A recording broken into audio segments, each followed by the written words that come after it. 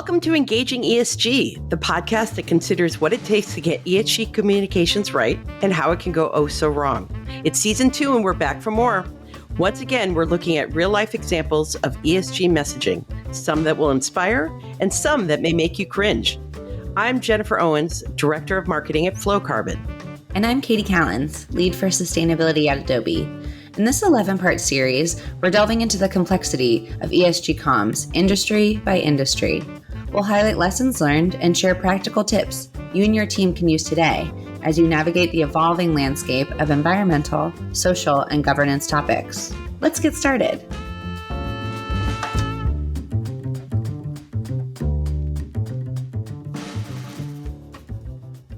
Katie, hello. How you doing? Awesome as always. So this is our second season finale. Wow.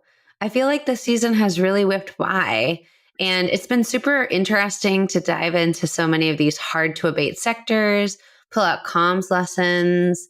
Of all the topics we covered this season, what was your favorite, Jen? So my nerdy side will show out, but I really like talking about shipping and trucking because I just love problems that hide in plain sight. And with these are the industries that like every single thing that's delivered to your door is touched by.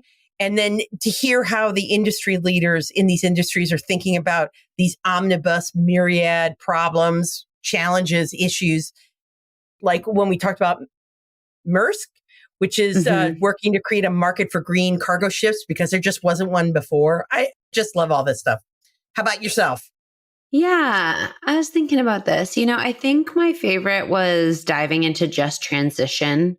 It's one of those topics that cuts across so many of the industries, and it feels like it's really like a hot topic that we're seeing across many different news outlets and conferences.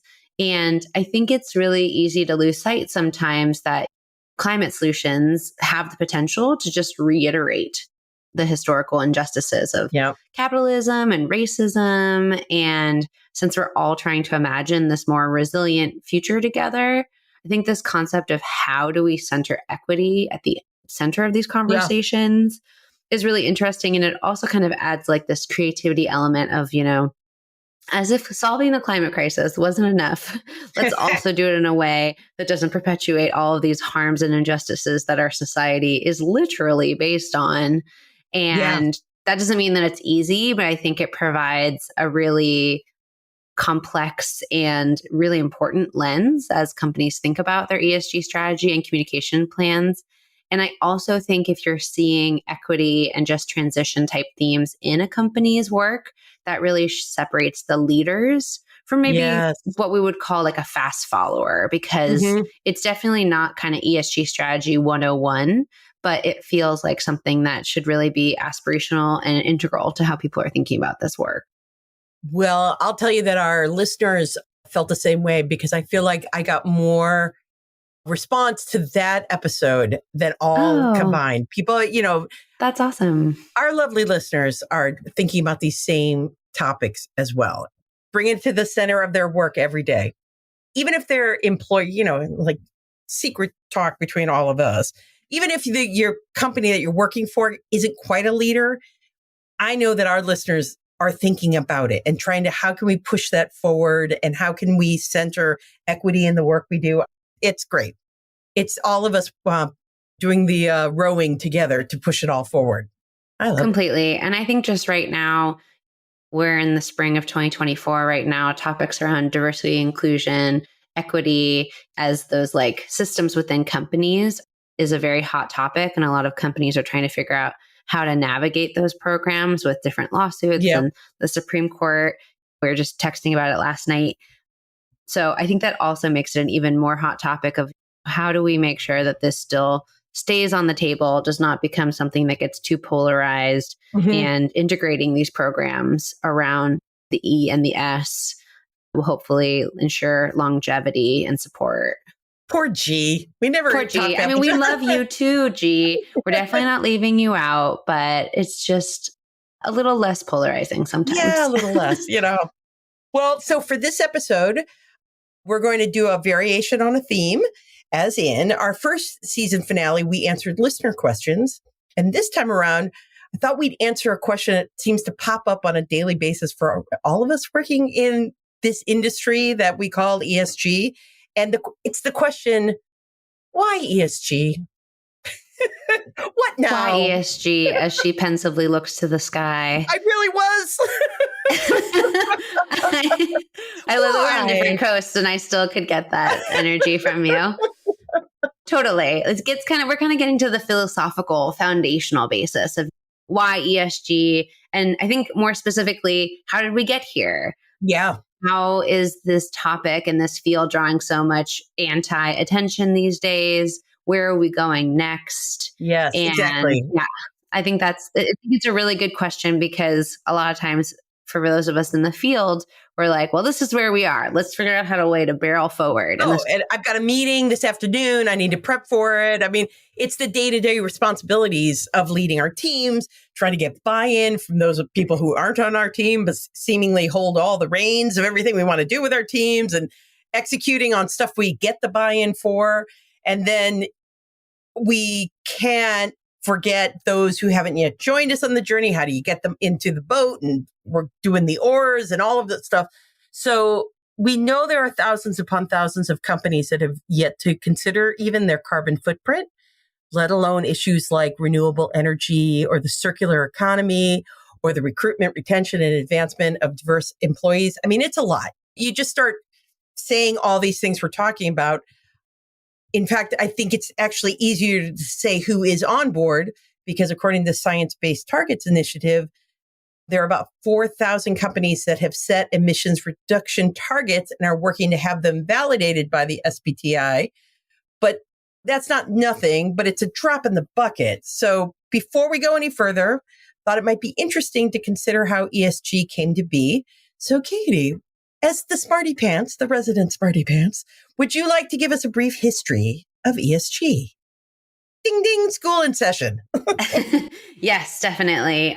And I'll just say Adobe is proudly one of those 4,000 companies that has set emission reduction targets and is currently in the process of getting our 2030 targets revalidated by SBTi. So fingers crossed that happens by the end of 2024. We've been told it's a 6 to 9 month process. But that is another story. Let's switch gears into history professor. Yes. Ding, ding. Let me put on my blazer and really lean hard into those elbow pads. Nice.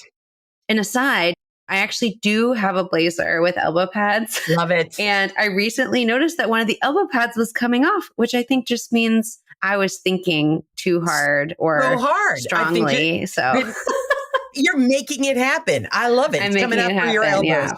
But don't worry, I will be sewing that back on. We got to keep that in my circular closet.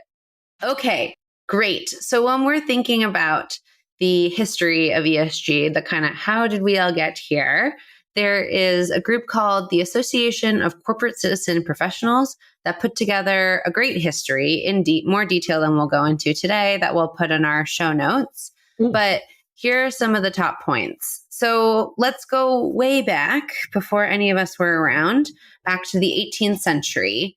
And this is when there were faith-based organizations that refused on principle to invest in industries like tobacco, liquor production, the slave trade, war-related activities, because it didn't align with their values, right? That makes a lot of sense to us today. There's organizations doing that.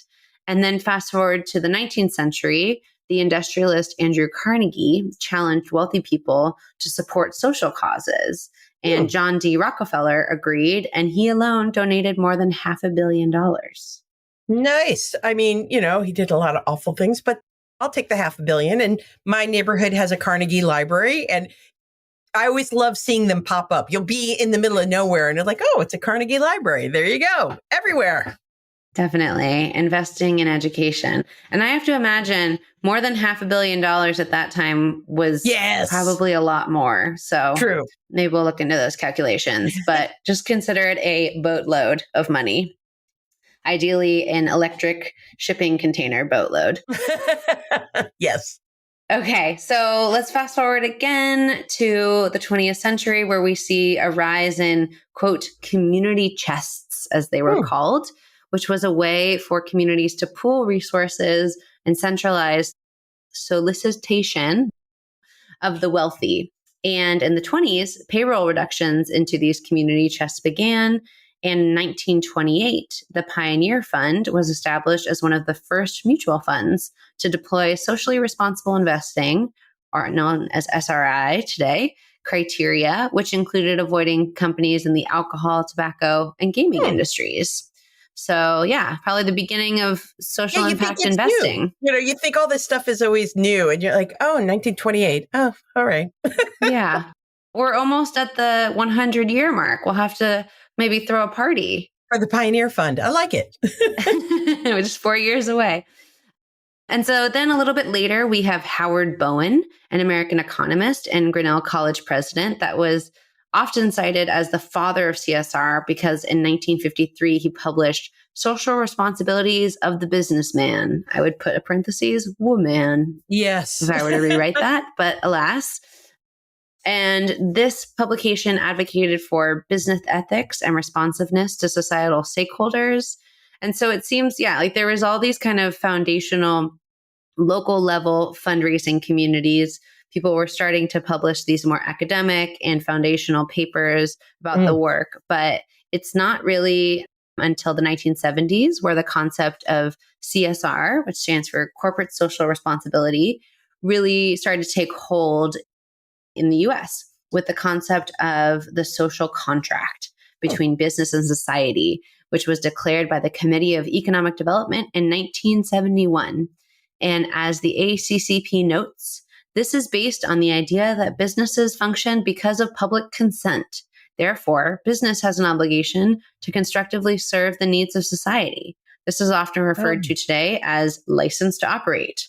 That is to contribute more to society than solely their products for sale. Wow. It's so interesting that it's got such a legacy. Mm-hmm. And of course, I completely agree. We have a business as usual mindset that just accepts business and growth is inevitable. But I think we're all beginning to realize that there's a true cost to this mindset that's much bigger than is on our accounting spreadsheets right now. Completely. Yeah. And the social contract that they talk about really focuses on three primary responsibilities. 1, provide jobs and economic growth through well-run businesses. 2, run the business fairly and honestly regarding employees and customers. And 3, become more broadly involved in improving the conditions of the community and environment in which it operates. Wow. Does that sound like they came up with that yesterday? It's so timely. Totally. And I think what this says to me is that CSR continues to evolve. You see companies like J&J, Johnson & Johnson, and Hershey's, they were taking the lead in terms of their business mindset, right? So more companies started talking more about their approaches to CSR in the 80s and 90s, fueled in part, honestly, by President George H.W. Bush's call for 1,000 points of light. And then, get ready, 2005, an amazing year, was the year that our favorite, most challenging acronym was born, ESG. First coined. I was going to make a joke about something about like cavities or something, but no, I knew where this was going. Was first coined, and a few years later, sustainability became a more common term for business, and the work keeps going. Quite a history. Wow. But there's been a lot of conversation around business and the impact on society. This is nothing new. I love this idea of the social compact and the license to operate, and that this basically starts with the founding of our country. But then again, of course it does. We were trying to create something out of whole cloth, and we were all just trying to survive. So when those first businesses start up, we want them to have a responsibility to the community. Yes, definitely. No, completely. I agree. And it's reminding me of like a meme I saw on Instagram today, which was basically since the 1920s, bosses have been quoted in the newspaper saying, no one wants to work anymore. As it's I like actually a new saw thing. that of yours and I was like, oh my God, that is spectacular. Maybe we'll link that in the show notes too, because that is worthwhile. Yeah, we'll link it as well. Because it is this idea that like something has shifted, people are lazy, people don't want to work. And I feel like it's kind of analogous to this concept of like, well, suddenly we want businesses to do good. Well, suddenly we want businesses not to pollute community. Like, no, none of this is new. So every time we hear these arguments along the lines of why are we talking about this now? Just remember that we've always been talking about how to align businesses to serve the well-being of all versus profit alone. And this question of the quote role of business in society and its ability to do good versus create harm on the path of profits is honestly just foundational to our current economy. And so that leads us to this present moment of ESG.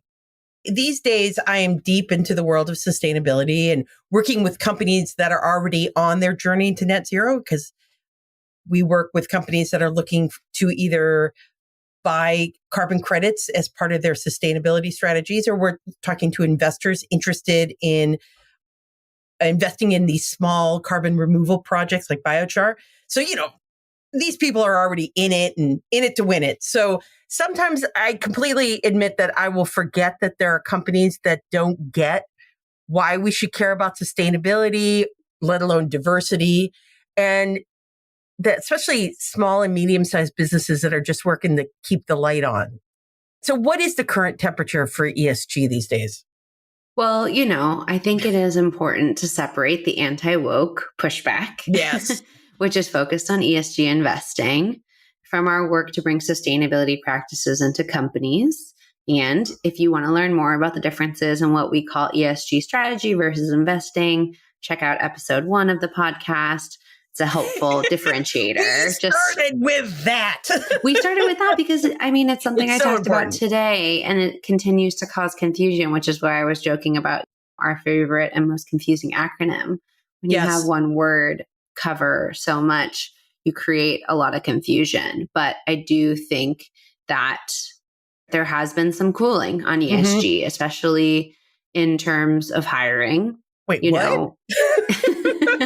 Right. We have no experiences with that at all. No experience getting laid off. Not at all. But just quite frankly, right now they're showing, and we have an article that we can post in the show notes from the Wall Street Journal that talks about how in the US, companies are hiring fewer people for ESG roles right now. But with that said, businesses continue to have sustainability commitments, but they're kind of just changing how they handle their ESG programming. So in some cases, that's adjusting initiatives, sticking with the existing teams they already have in place. And the Wall Street Journal also notes that corporate boards have been placing less pressure on executives to focus on managing ESG risk compared to that of supply chain, cybersecurity, generative AI, geopolitical uncertainty. And so that reduced pressure has in part led to CFOs asking substantially fewer questions to advisors about ESG, for example, on how to talk to their investors about the related strategy. Right. Which was a whole thing we talked about like in season 1, because they were getting a lot of questions, which I think that overall people are still getting these questions. It's just the pressure is reduced. It sounds like, according to the reporting, you're not getting the, oh my God, what is this? It's kind of more par for the course type. Yeah, I think it's a little less of like a burning building, but it's still like a sustained interest. I was talking with a colleague earlier who leads sustainability at eBay, and she was mentioning how different her role is because she's reporting into the head of IR. And so finance, and I think we talked about this before, but like depending on where the sustainability team sits within the company, that's also going to really frame how you talk about things and what is most of interest in terms of, when I was at Meta, we were on an operations team, so we were getting into the details. Now I'm on a marketing and communications team. It's not like the details aren't important, but also storytelling is a lot more important to my leadership than it was when we were on the data center infrastructure team, right? So it's definitely gets to kind of knowing your audience. But yeah, just to kind of close up that note on the article here, I think it's interesting to note that operationally, as a temporary fix, some companies are asking other senior leaders, they said, to manage performance measures for sustainability rather than hiring for a new. And I saw there was also a quote in here from Acre Resources, which is a sustainability focused recruitment firm that I've heard of. I've looked into working with them before. Yeah.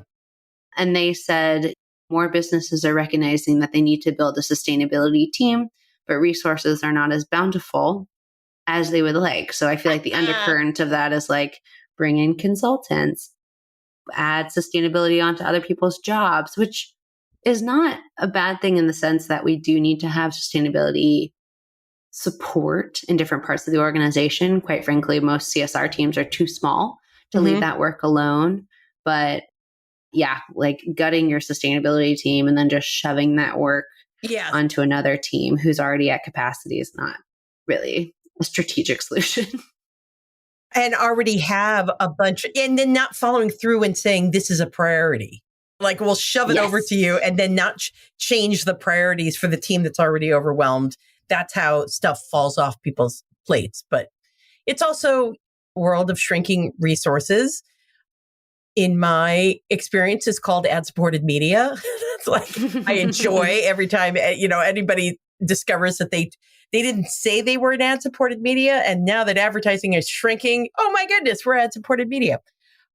I've been taking a wonderful class at Cambridge University virtually, though I'm very free to go visit at any time if they want to have it. It's on sustainability marketing, and they say that this is an opportunity for frugal innovation, which I love that. I it's also just trying to get it done. But yeah, that sounds like an interesting rebrand of do more with less. Thank you. Yeah. By the way, you get a job and you get 2 jobs and you also get 4 jobs, and be grateful for your 4 jobs because your colleagues just got laid off. Yeah, I was a little, I did a little eye rolling, but I like naming and claiming when we're innovating with fewer resources and we're still making great things happen. I like having a framing for it. It makes me feel good. For sure. Makes me feel better. Sure. And I do think sometimes it's not necessarily a bad thing. Sometimes teams do have too many resources and are too big. And while sustainability calls for specific expertise, it's also true that it needs to be embedded fundamentally throughout the org. So as not to become a vanity project that gets abandoned the moment gets tough, or the moment that one executive who supports it leaves. You're right. Yeah. Well, my hope is that those days are gone.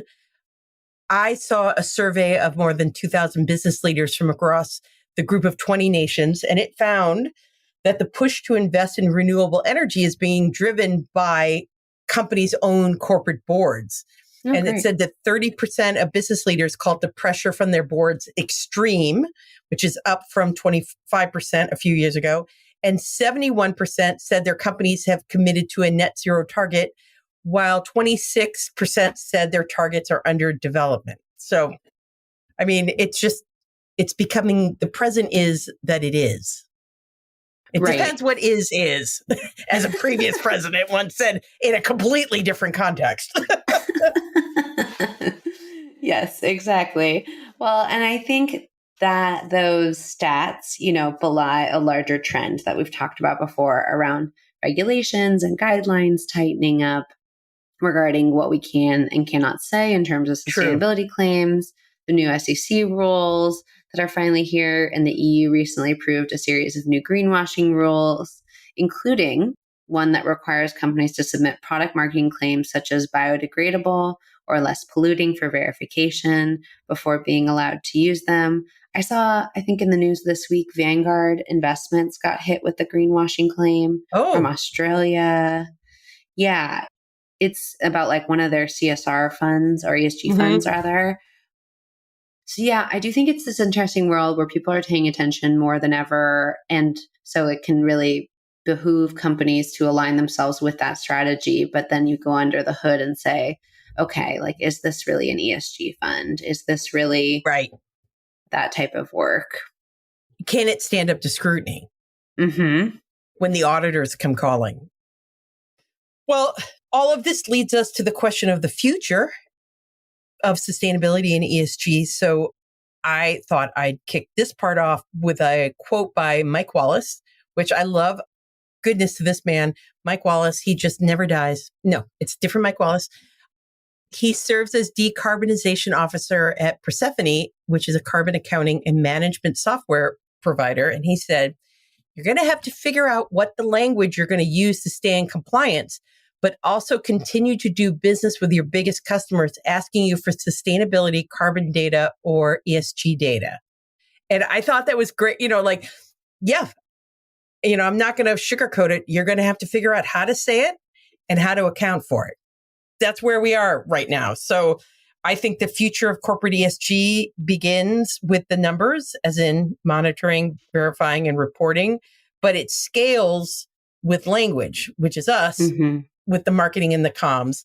And I saw this quote there was a campaign from KPMG, and it says, ESG is everything you do. I was like, yeah. Right. Everything. Thank you, KPMG. Quite succinct.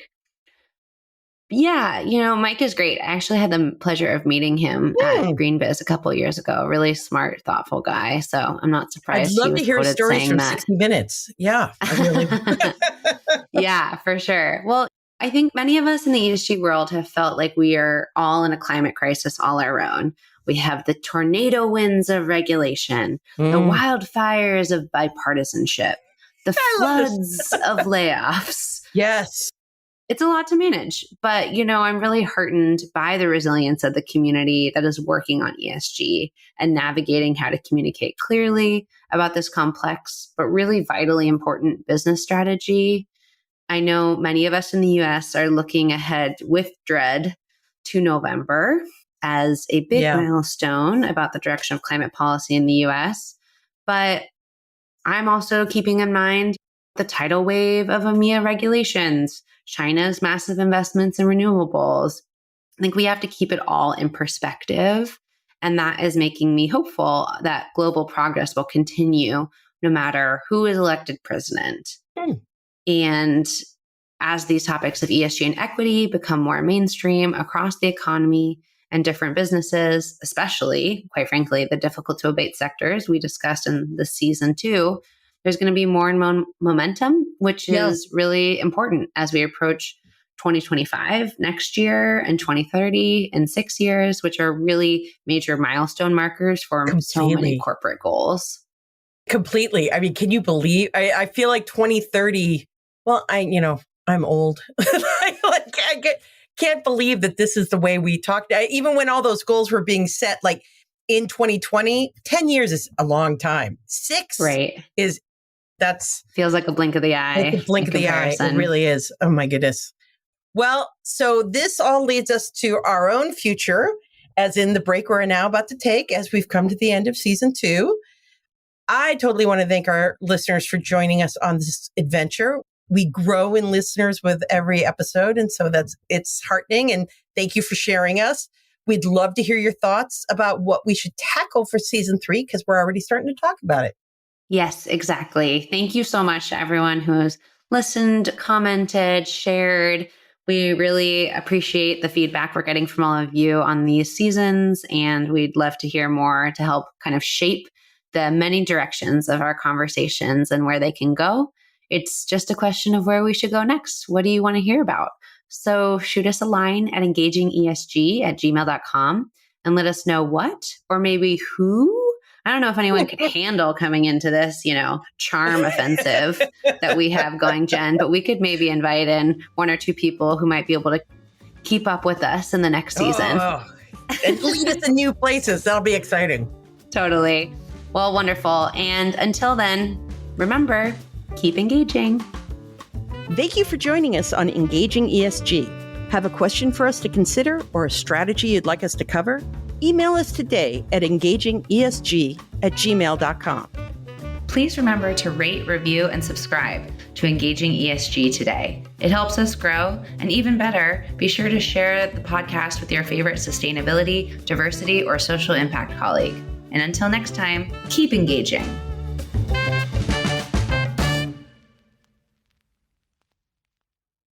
This podcast is part of the Sound Advice FM network. Sound Advice FM, women's voices amplified.